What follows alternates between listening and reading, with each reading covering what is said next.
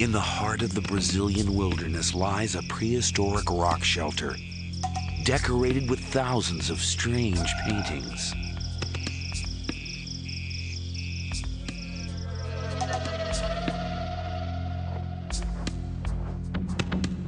South American archaeologists are finding unusual human remains.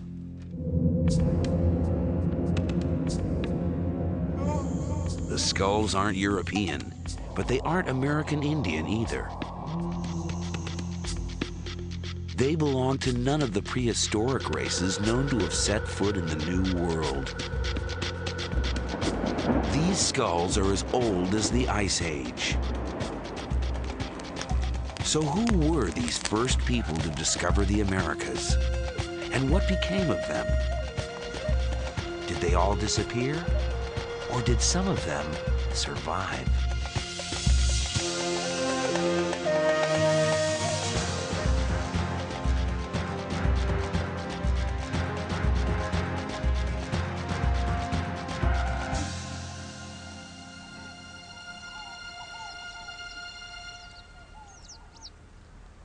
This is Serra da Capivara, a rocky outcrop of cliffs and valleys in a remote corner of northeast Brazil.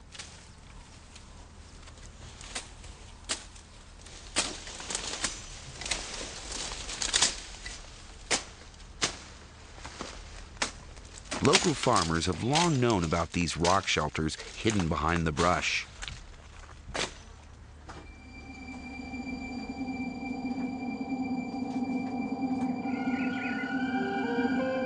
Shelter walls are decorated with scenes from everyday life. A net to catch deer. A stick to collect honey from a beehive. A hand shielding the eyes. Here, 3 people are helping a pregnant woman give birth.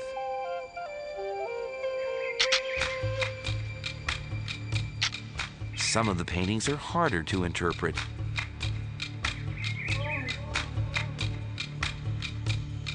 These curious-looking figures are thought to be men in disguise, dancing with women.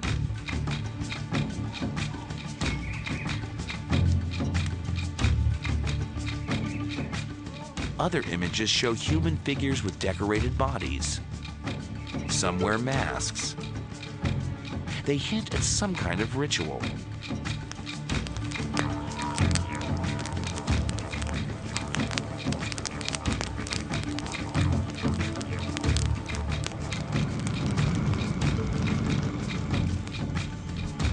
No one yet has figured out what these scenes mean.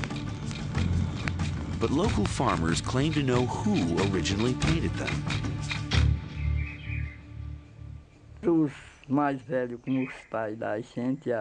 Our elders used to tell us they'd been made by Indians, known locally as the Fierce Ones.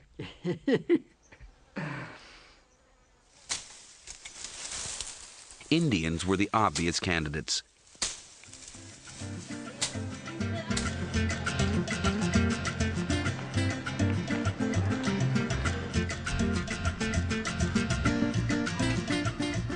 Most of the people who live in northeastern Brazil today are descended from European settlers and African slaves.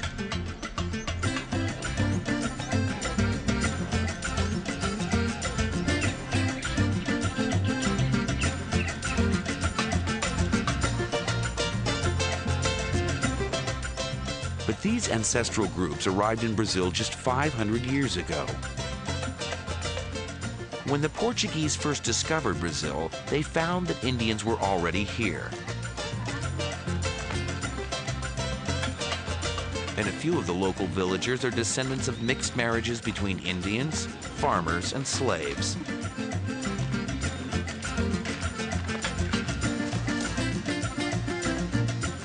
Indians, in fact, had been in America for thousands of years.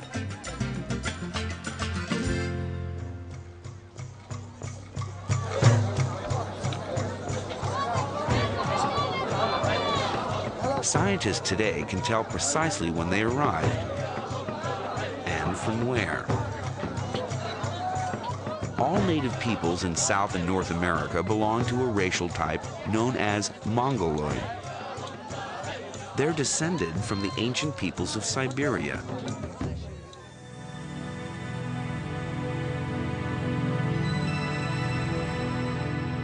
During the Ice Age, 12,000 years ago, there was a land bridge between Siberia and Alaska. Mongoloid peoples were the first to enter the New World, or so experts thought. The Brazilian finds point to a very different story of the discovery of the Americas.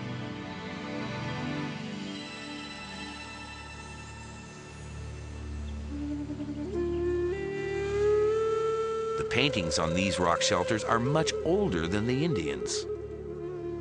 Here, hunters chased giant armadillos, an animal that flourished during the Ice Age long before the arrival of the Indians.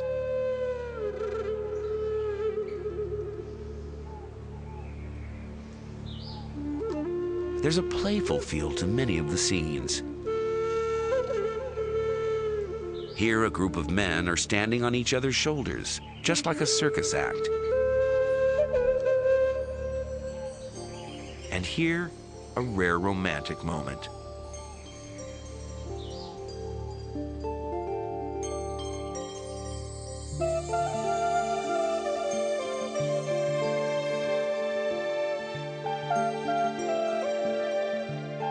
The scenes conjure up a lost world of innocence. How long ago was this primeval paradise?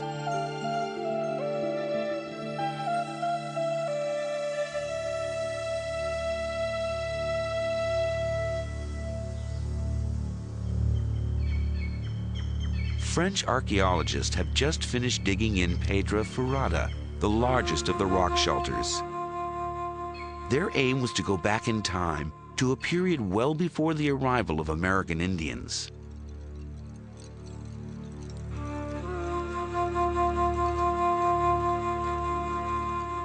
Every foot they dug took them thousands of years back into prehistory. When they reached layers 40,000 years old, they found these.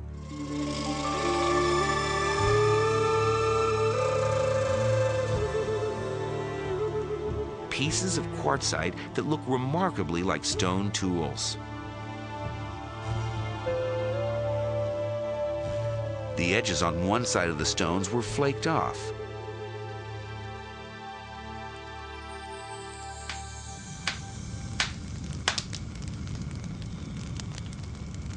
Were these stones shaped into cutting tools by human hands?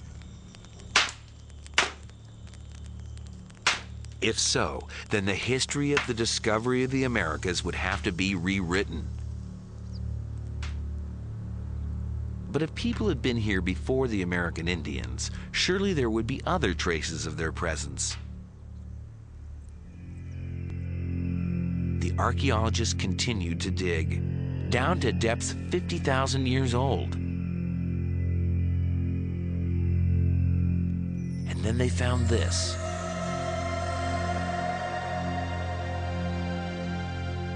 Fragments of animal bone and charcoal.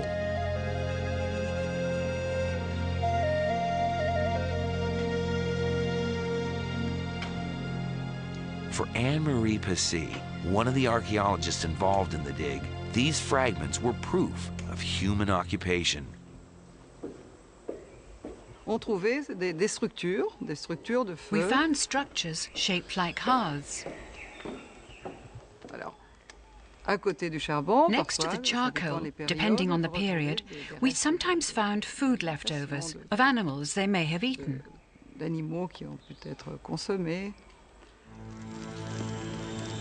The Brazilian finds show that the New World was discovered tens of thousands of years earlier than previously believed, certainly well before the time of the American Indians.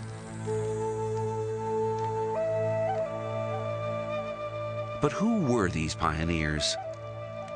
A much earlier wave of Mongoloids, or another race altogether? Clues to the identity of the first Americans are emerging in rock shelters in the northeast and southeast of Brazil.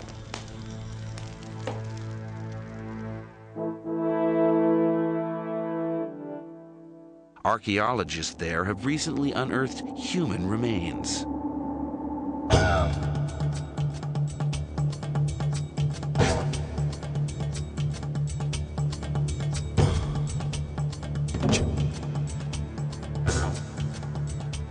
Prehistoric skulls were found buried in layers of soil 9,000 to 12,000 years old.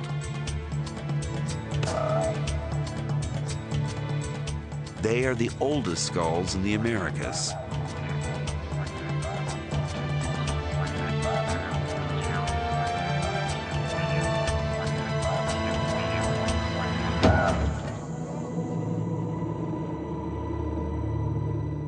And this is the oldest of them all.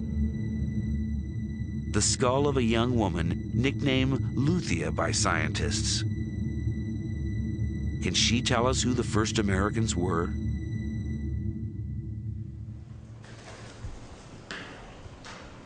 Walter Neves is a physical anthropologist at Sao Paulo University in Brazil.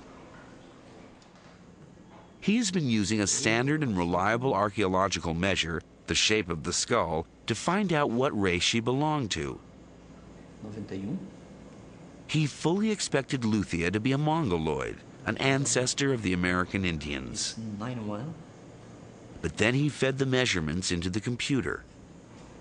When we start running the computer and seeing the results, it was amazing because we realized that the statistics, the quantitative analysis we were doing was not showing these people to be Mongoloid. In fact, the analysis was showing these people was anything except Mongoloid.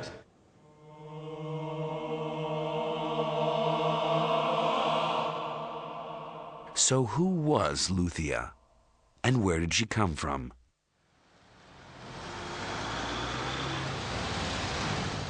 To find out, the skull was taken to a hospital in Rio de Janeiro to begin the process of reconstructing her face.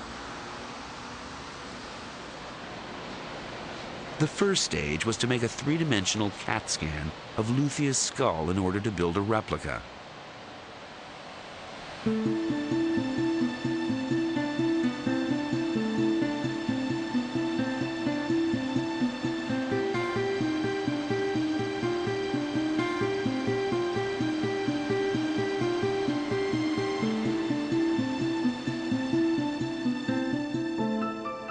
The cast was then given to Richard Neve of the University of Manchester in England, one of the world's leading forensic artists, to recreate her features.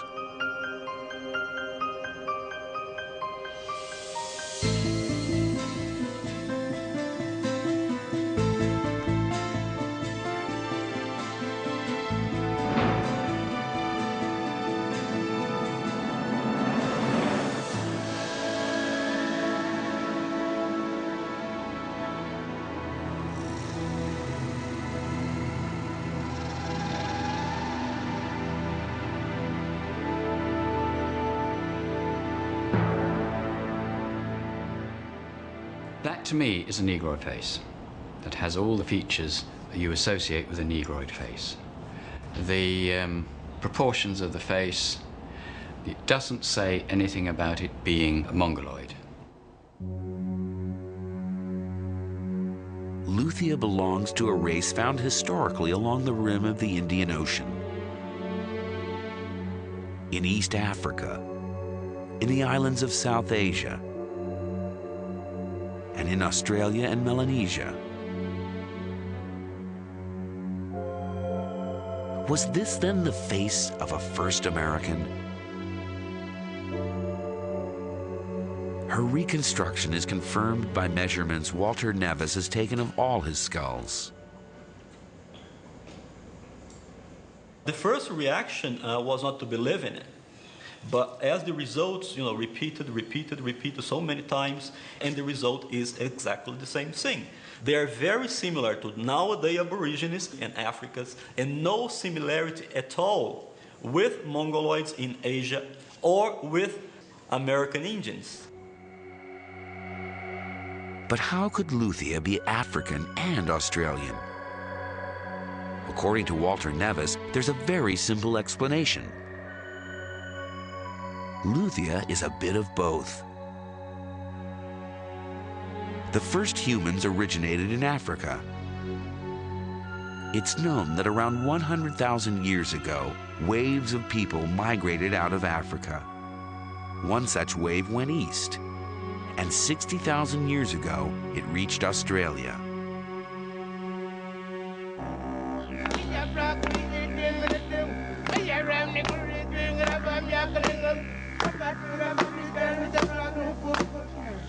Luthia, it seems, belonged to a race of humans descended from Africans, a race that eventually became today's Australian Aborigines.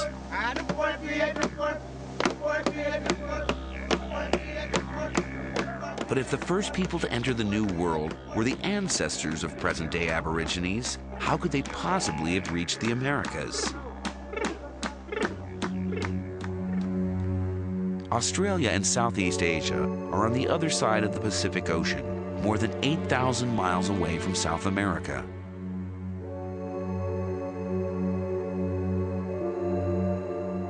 It's true that during the Ice Age, there was a land bridge between Siberia and Alaska.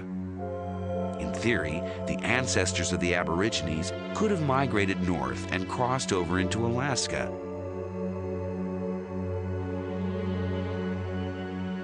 But they wouldn't have made it very far. A permanent mass of ice sat on Canada for thousands of years.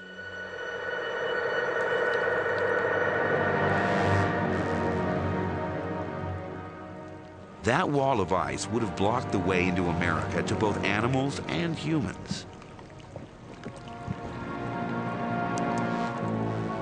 But could there have been another route to South America?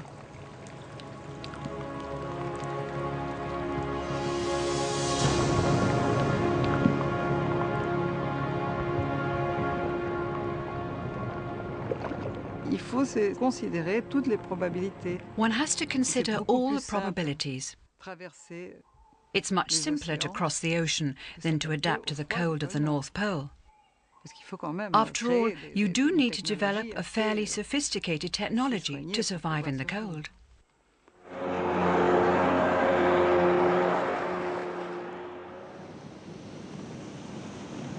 But did the ancestors of the Aborigines have the technology to cross the Pacific?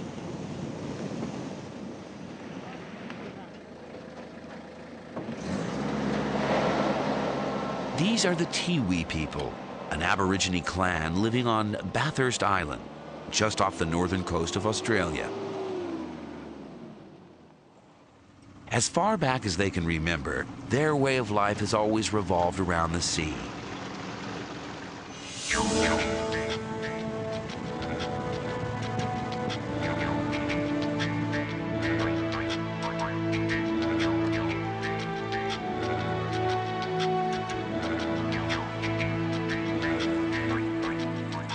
And in these shallow tropical waters, the old-fashioned spear is still the best tool to catch crabs.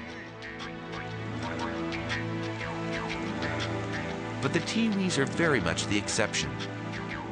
Most Aborigines live on the mainland and have no seafaring heritage.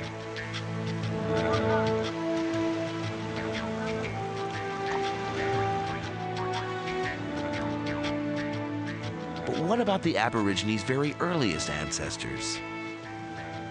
Might they have been able to navigate?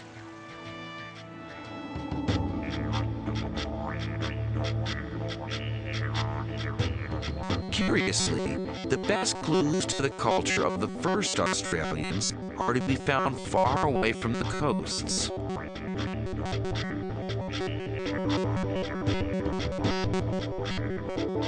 This is the Kimberley, a forbidding rock desert on the northern tip of Western Australia.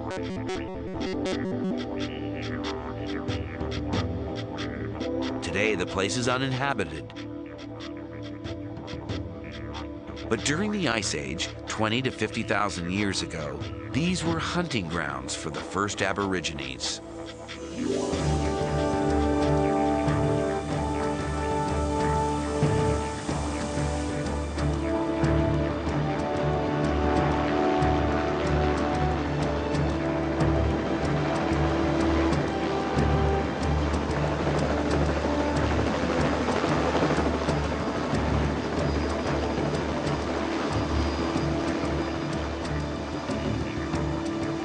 Graham Walsh, an Australian rock art specialist, has devoted his life to finding and recording their earliest traditions.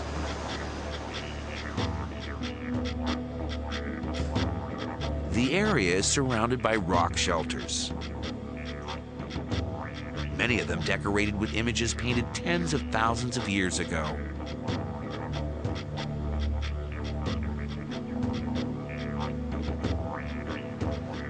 In one rock shelter, Graham Walsh has discovered a painting that is about to rewrite the history of seafaring.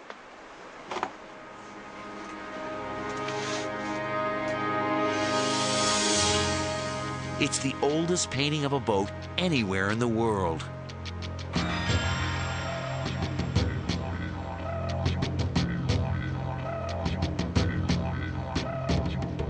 The people in the boat have got very distinctive headdresses on, and they're associated with a type of figures that we call simple northern figures that are found in this area of the North Kimberley here. They're associated with war scenes, battle scenes where they're not using spear throwers, and so we can date that type of figure by the type of technology that they're depicted with. And it's very ancient because the spear throwers, we've dated paintings with spear throwers on as predating 17,000 years. And that's a minimum figure. I think it will go back much, much older than that, up to 50,000 years ago. What's remarkable is that the boat seems to have been designed with a very specific purpose in mind. As you can see by the type of watercraft with the high prow on it, it appears by watercraft experts, they tell me it's an ocean-going type craft with this high nose. There's no need for all the sort of high prows and that in still water. So you're looking at some sort of craft that's been used for the open sea. In this remote rock shelter is the first indication that the ancestors of the Aborigines did indeed have the technology to sail, and perhaps even to navigate the oceans.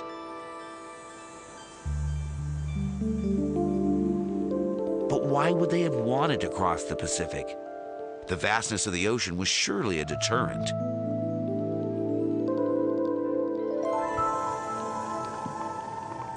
More and more, scientists are convinced that the very first ocean crossings may have happened by accident. It's not such a far-fetched idea. Il y a 3 ans, 3 years ago, 5 fishermen, well, only 2 made it out of the original 5, set off in the middle of a storm off Africa. They arrived here in Brazil.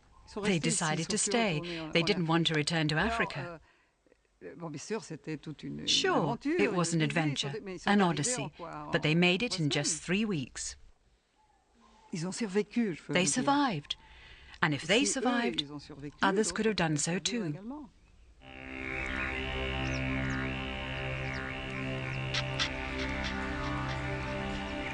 If the ancestors of the Aborigines did reach South America by chance, they would have been the first people to settle the New World.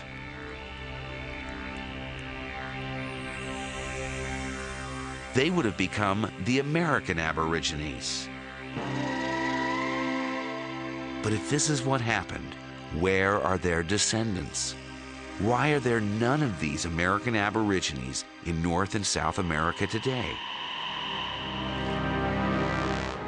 One possibility is that for a long time they lived alone in the continent, leading an idyllic life, free from invaders.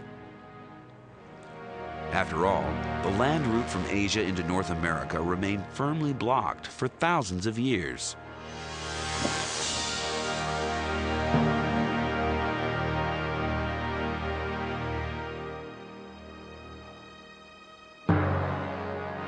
But around 14,000 years ago, the climate began to warm up.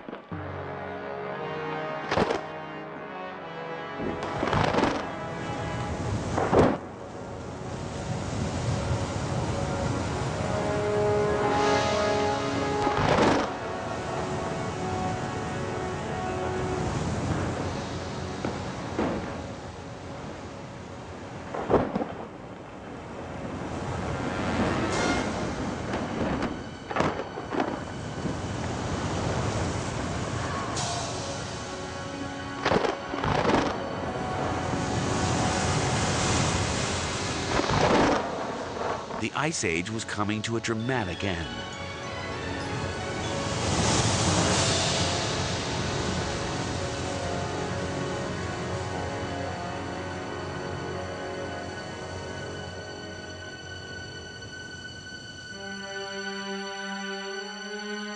In Alaska, an ice corridor opened up.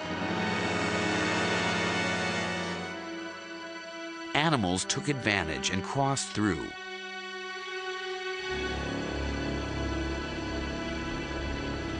Chasing them were Mongoloid hunters.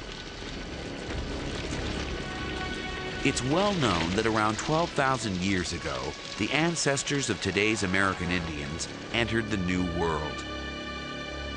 The Mongoloids moved swiftly, colonizing North and South America in just a few thousand years.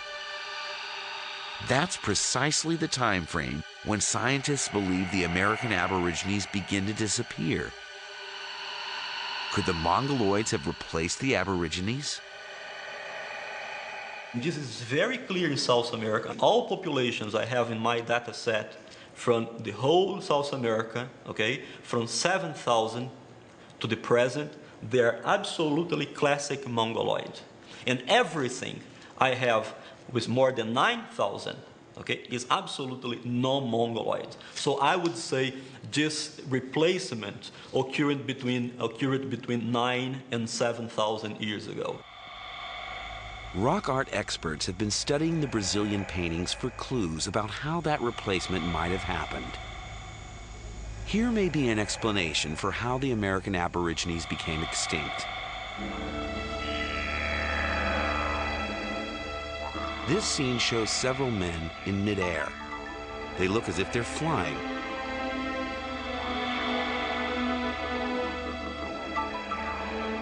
At first, scientists assumed they reflected the playful lifestyle of the American Aborigines.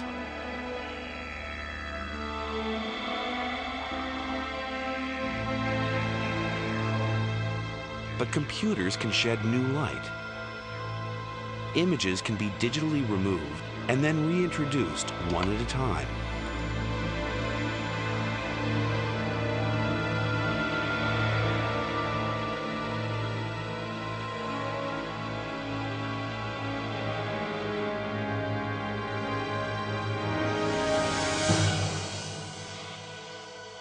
The happy flying figures turn out to be just one figure, a warrior leaping through the air to spear an enemy. A interpretação original dessa cena era uma cena de harmonia. At first, we thought this was a scene of harmony, with various figures flying through the air. Now we no longer see it as a scene of harmony, but as a scene of violence. Suddenly, the meaning of the other enigmatic scenes becomes clear. This is another act of aggression.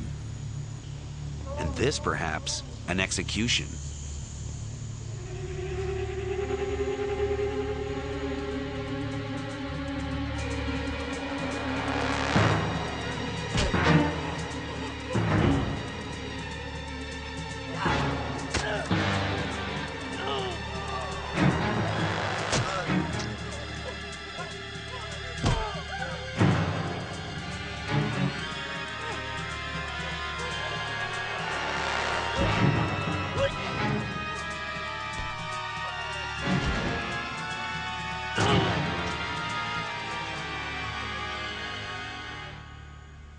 Were the Mongoloids at war with the Aborigines?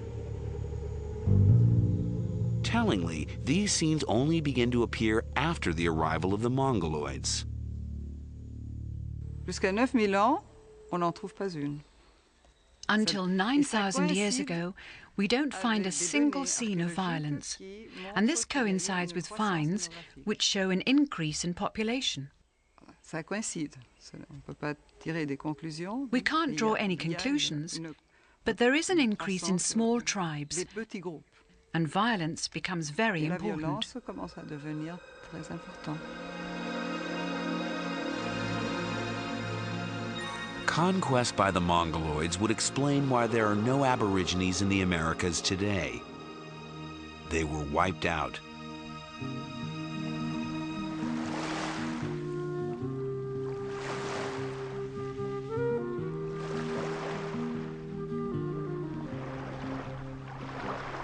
But persecuted peoples often avoid extinction, either through intermarriage with the invader or by escaping into the wilderness.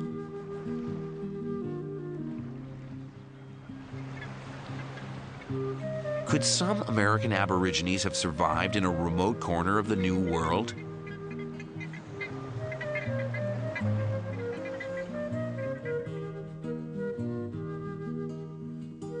At the southernmost end of the continent lies Tierra del Fuego, a group of islands isolated from the mainland by the Strait of Magellan. The oldest skull found in this part of the world is 9,000 years old. It too was measured by Walter Nevis. 91.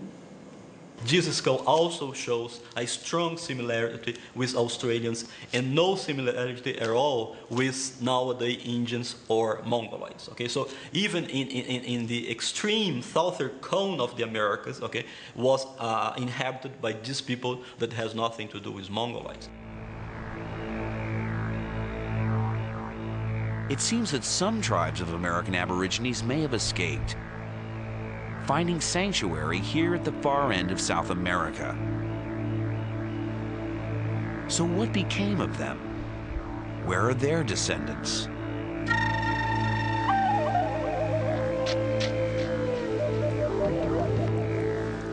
When the first Europeans explored Tierra del Fuego, they encountered bands of hunters and gatherers, the Fuegians.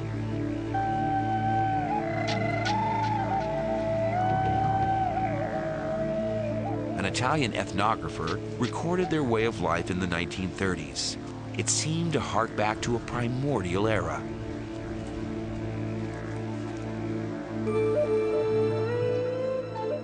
Sisters Cristina and Ursula Calderon are children of those hunters and gatherers. They were born just over 70 years ago in this small village, now abandoned. Could these sisters be actual descendants of Luthia and the American Aborigines? On the face of it, no. Their appearance is not very different from that of other Native Americans.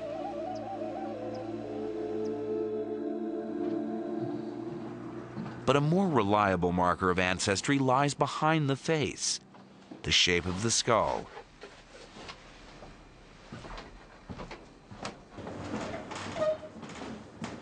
The local museum houses several skulls of modern Fuegians, recent ancestors of Cristina and Ursula.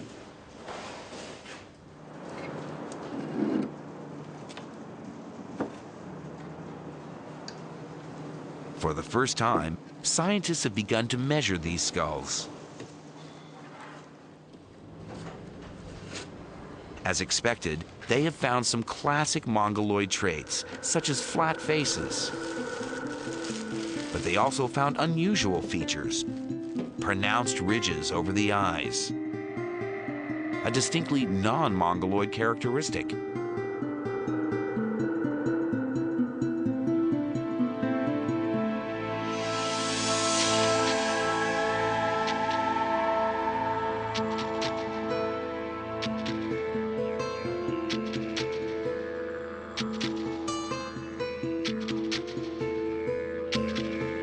Apparently, Fuegians were somehow related to the ancestors of the Australian Aborigines. We think that Fuegians is the nowadays Fuegians or the historic Fuegians are the result of interbreeding between the non-Mongoloids and the Mongoloids. It seems that some American Aborigines may have avoided extinction by intermarrying with the Mongoloids 7,000 to 9,000 years ago, and then retreating to Tierra del Fuego, where they lived in isolation until the 20th century.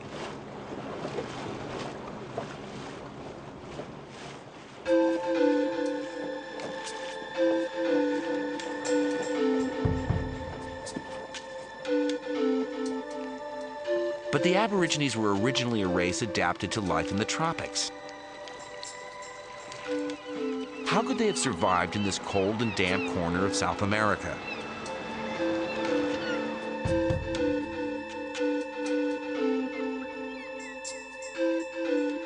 Argentine archaeologists have pitched their tents on the shores of lakes and inlets in search of clues.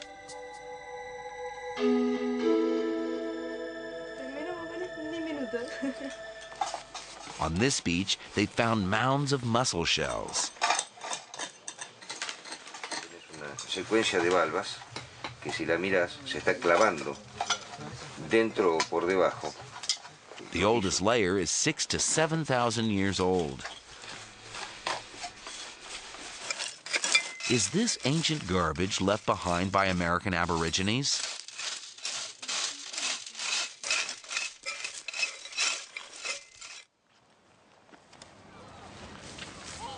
Mounds of shells have been found all over the beach. The mounds are overgrown with grass, but they have a distinctive shape. Each one is built up around a hollow. According to Ernesto Piana, the excavation leader, they're evidence that this sheltered beach was the site of a very ancient settlement. This kind of round structures, you may see many in this archaeological site in Miwaya, are actually the base of their huts. This was done because people just put some poles around, making a dome, or some like a cone, and living, throwing the debris, the refuse outside of these round things.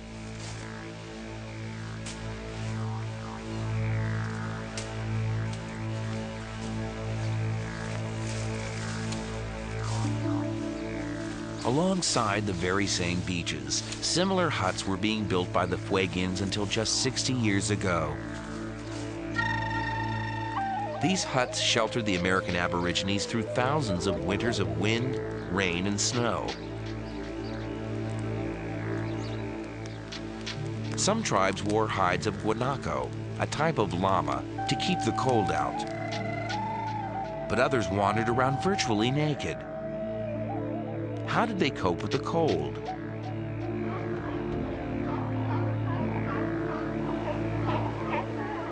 Tierra del Fuego was surrounded by colonies of seals. Seal oil rubbed on the skin offered protection against the cold and damp.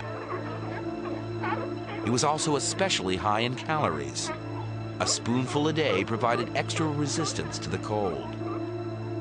We were given spoonfuls of seal oil. That's how I grew up healthy.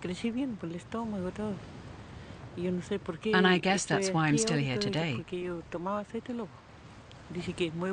They said it was very good for the kids, but only in winter, not in summer. Because in summer your face comes out in a rash of spots. The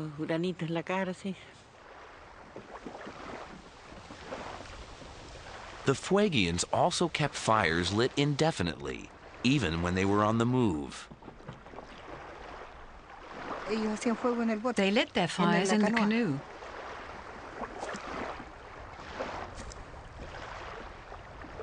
And I'd ask, how come the boat doesn't burn? No, the fires were lit on a layer of damp grass. So long as the fire is small, the canoe doesn't catch fire.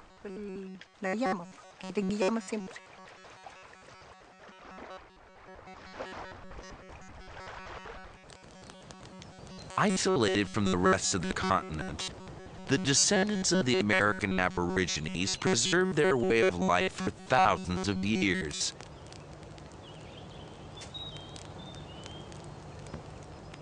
But there's something else. They appear to have also kept alive their rituals.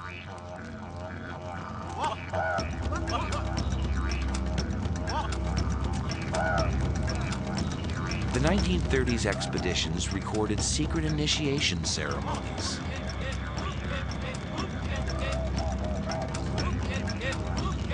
Before boys could be led into the secrets of the tribe, they had to face up to spooks and spirits.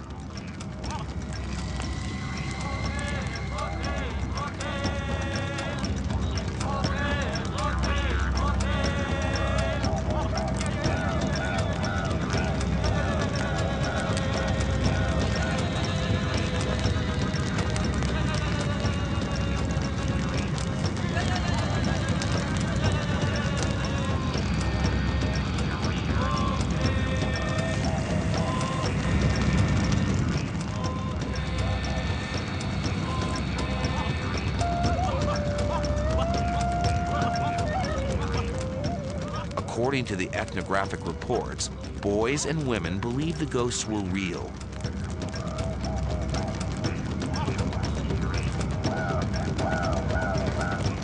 Could such rituals help decipher the enigmatic scenes on the Brazilian rock shelters?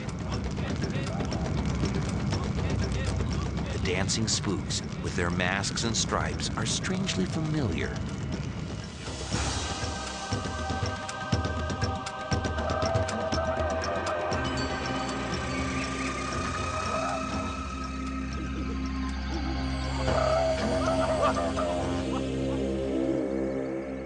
Tribal wisdom taught to the Fuegian initiates was secret. It was only revealed to men. Women were kept in the dark. Any speculation about it was, and still is, strictly taboo. They said it was a very secret ritual. That's why we never talked about it. Only the men were supposed to know about it.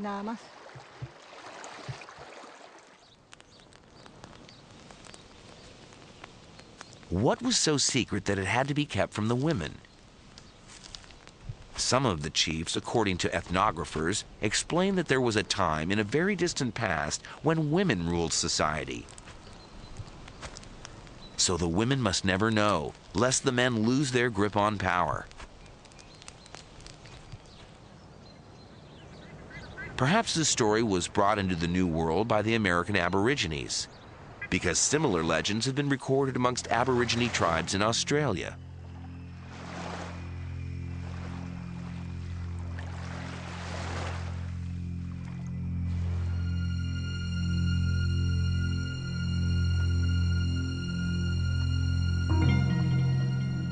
Amazingly, traditions of the first peoples of Australia appear to have been preserved here at the utmost end of the earth by a small band of their descendants.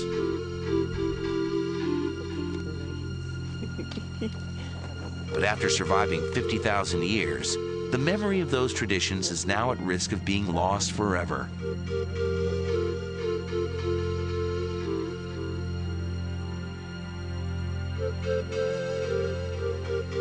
The arrival of white settlers in the late 19th century pushed the native people of Tierra del Fuego to the brink of extinction.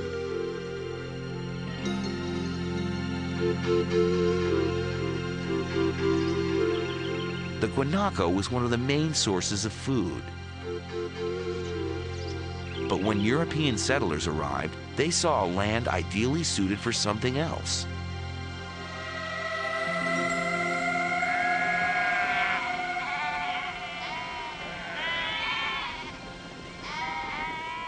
Gradually, the guanaco hunting grounds were transformed into vast sheep stations.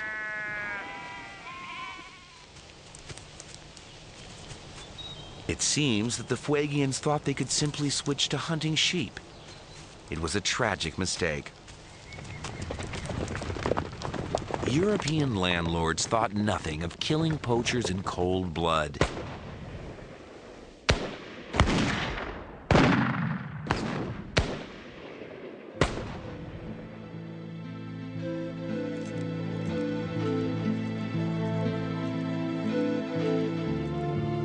Christian missionaries tried their best to help the natives adapt to the changing circumstances.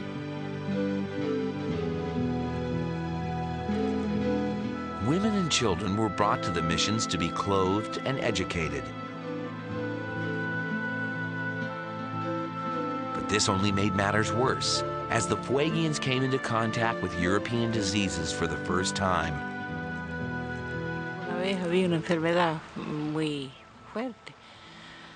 There was a virulent disease, and many died from that. A few survived, but then came a stomach illness, and many more died. Many babies and adults. I was ill too, but I pulled through.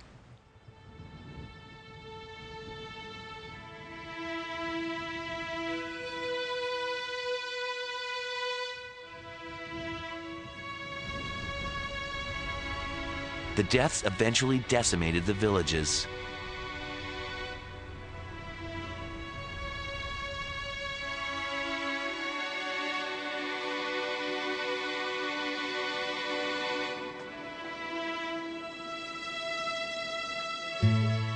"30 years ago, Christina and Ursula had to abandon the village where they grew up and move into a white settlement.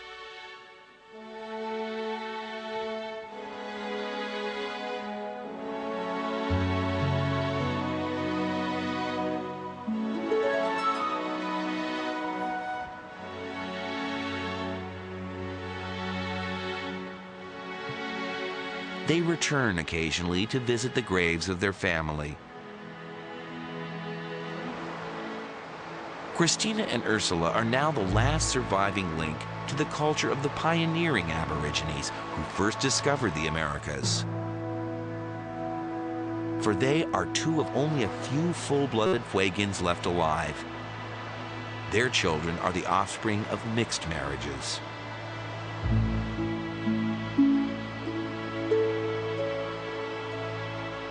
Just as it did 9,000 years ago, intermarriage, this time with Europeans, may save something of the American Aboriginal culture from complete extinction.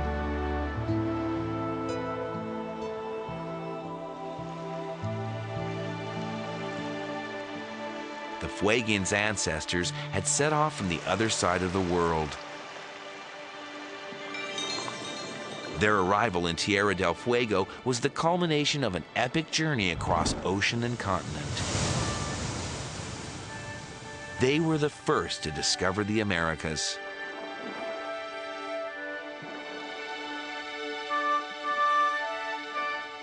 "50,000 years later, their descendants have dwindled to a handful of survivors. But who knows? Perhaps the Fuegians were not the only Aborigines to survive the arrival of the Mongoloids. Maybe another tribe of long-lost American Aborigines is awaiting discovery in some remote corner of the Brazilian jungle.